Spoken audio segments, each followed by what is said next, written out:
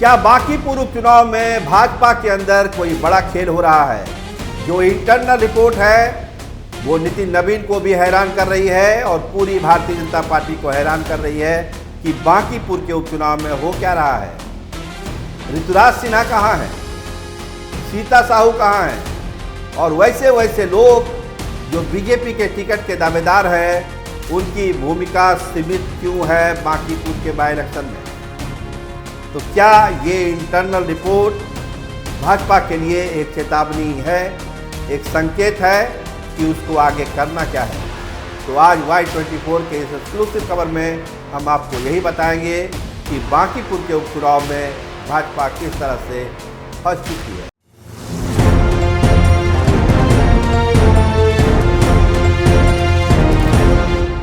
आप देखना शुरू कर चुके हैं Y24, मैं आपके साथ सरोज सिंह। देखिए, चुनाव की घोषणा के बाद जैसे जैसे चुनाव आगे बढ़ रहा है, प्रशांत किशोर को लेकर भाजपा का जो अपना आकलन था वो गलत साबित हो रहा है। पहले भाजपा को लग रहा था कि बीजेपी का ये प्रचार कि प्रशांत किशोर कुछ नहीं कर पाएंगे, आम चुनाव में फेल हुए हैं, उपचुनाव में भी फेल होंगे, उनका वादा फर्जी है, वो खुद फर्जी है, तो इस लाइन पर बीजेपी चली। लेकिन जैसे ही जनता को कनेक्ट किया प्रशांत किशोर ने, भाजपा के अंदर ये धारणा कमजोर होने लगी। उसको ये लगा कि नहीं, प्रशांत किशोर धीरे धीरे ही सही भाजपा के वोट बैंक में सेंधमारी कर रहे हैं। और सबसे बड़ा फायदा तो प्रशांत किशोर को ये हुआ कि आरजेडी कहीं चुनाव में नहीं है, तो एक जो बड़ा वोट बैंक है आरजेडी का, वो बहुत तेजी से प्रशांत किशोर की तरफ शिफ्ट कर रहा है। ये मैंने आपको पहले भी कहा था। तो एक इंटरनल रिपोर्ट आई है भाजपा की जो ये बतला रही है कि भाजपा कितनी मुश्किल में पड़ चुकी है बांकीपुर के उपचुनाव में। जो रिपोर्ट नितिन नवीन के सामने रखी गई है वो ये बता रही है कि स्थानीय नेता और बाई इलेक्शन के लिए जिम्मेदारी संभाल रहे कई स्टार प्रचारक अभी तक अपेक्षित सक्रियता के साथ मैदान में नहीं हैं। मतलब जिनको जिम्मेदारी दी गई है कि आप प्रचार करिए, बूथ लेवल पर बूथ बांटा गया है, किसी के जिम्मे 5 बूथ, किसी के जिम्मे 6 बूथ, ये बांटा गया है कि आपको वहाँ कैंपेन करना है, रोज के रोज रिपोर्ट देना है। लेकिन रिपोर्ट बताती है कि वो लोग बहुत ज़्यादा एक्टिव नहीं हैं। भारतीय जनता पार्टी ने बांकीपुर चुनाव को लेकर बूथ स्तर पर जो रणनीति बनाई थी, पार्टी ने 60 शक्ति केंद्र का निर्माण किया। 60 शक्ति केंद्र, 50 से अधिक विधायक, विधान पार्षद और बूथ मैनेजमेंट नेटवर्क के जरिए माइक्रो प्लानिंग तैयार किया गया और इस चुनाव को भारी मतों से जीतने की एक तैयारी की गई। लेकिन जमीन पर क्या हो रहा है, जैसा हमने कहा कि जो बड़े बड़े नेता हैं, जो संभावित उम्मीदवार थे इस टिकट के लिए, उनकी जो सक्रियता है वो कम है। बूथ की जिम्मेदारी जिसको दी गई है उसकी सक्रियता कम है, और यही नितिन नवीन की धड़कने को बढ़ा रहा है। पटना की मेयर सीता साहू, तेली समाज के बड़ा चेहरा, बांकीपुर के वोटरों में अच्छी पकड़, लेकिन क्या सीता साहू 100% अपनी जिम्मेदारी को निभा रहे हैं? सीता साहू के बारे में ये कहा जा रहा है कि अगर वो एक्टिव होती तो अभी तक कई बड़ी सभा कर चुकी होती, कई आयोजनों को अंजाम दे चुकी होती। लेकिन जो सोर्स है वो बताते हैं पुत्र को टिकट नहीं मिला तो माँ के दिल में तो दर्द होगा ही होगा।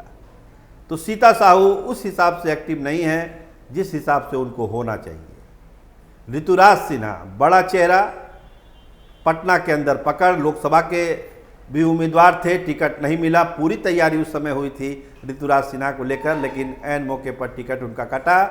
विधानसभा की बात आई, वहाँ भी टिकट नहीं मिला। बाई इलेक्शन में सबसे प्रबल दावेदार थे ऋतुराज सिन्हा, लेकिन वहाँ पर भी दाल नहीं गली।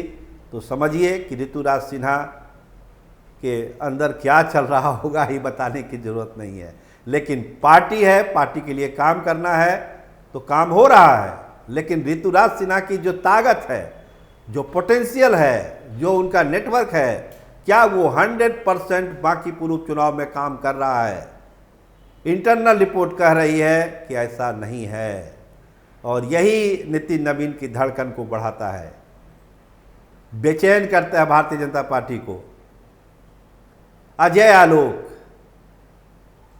पटना के हैं, कायस्थ बिरादरी के हैं, अच्छी छवि है, अच्छा बोलते हैं, पकड़ भी है, लेकिन है कहाँ?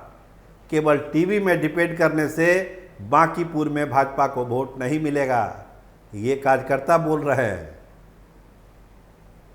तो हम कुछ नाम गिना रहे हैं आपको कि जो बीजेपी के स्तंभ हैं, बांकीपुर की बात कर रहे हैं, पटना शहर की बात कर रहे हैं, और जिनके ऊपर जिम्मेदारी दी गई है कि आपको एक्टिव होना है, काम करना है, वो 100% एक्टिव नहीं है। इंटरनल रिपोर्ट उसी के तरफ इशारा कर रही है।